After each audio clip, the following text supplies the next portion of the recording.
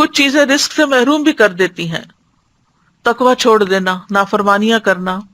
حسن بصری کہتے ہیں اللہ کی قسم باطل میں تمہارے لیے رزق ہے، لیکن تم اپنی غلطیوں اور اعمال کی وجہ سے اس سے محروم کر دیے جاتے ہو۔ پھر یہ کہ ناشکری رزق کی بربادی کا سبب بنتی ہے۔ مثلاً ناشکری کیا ہے؟ آپ کھانا دیکھیں کیا پکا ہوا ہے، اوہ، جیسے عام طور پر بچے کرتے ہیں، تو یہ ناشکری ہے۔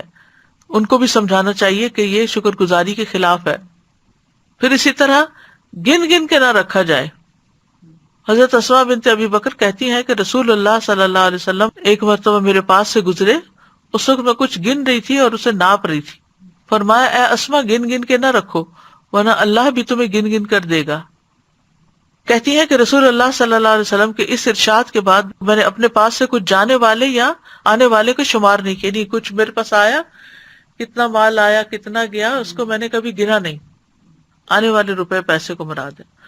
اور جب بھی میرے پاس اللہ کا کوئی رزق ختم ہوا، اللہ عز و جل نے مجھے اس کا بہتر بدل عطا کر دیا۔ جو خرچ نہ کرے اس کا مال تلف ہوتا ہے۔ دو فرشتے صبح صبح دعا کرتے ہیں کہ اللہ خرچ کرنے والے کو اس کا بدلہ عطا کر اور روک رکھنے والے کا مال تلف کر دے۔ پھر اسی طرح قطع رحمی کرنا، یعنی رشتہ داروں سے میل جول نہ رکھنا، صرف دنیا کا ہم و غم لگانا۔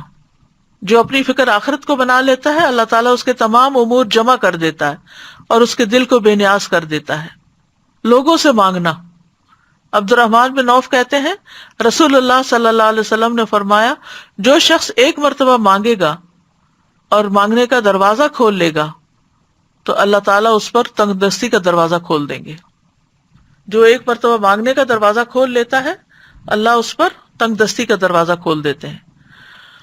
اسی طرح جسے شدید ضرورت پڑ گئی اور اس نے لوگوں پہ پیش کر دیا تو اس کی وہ حاجت دور نہ ہوگی، اور جس نے اللہ پہ پیش کیا اللہ تعالیٰ عنقریب اس کو بے پرواہ کر دے گا۔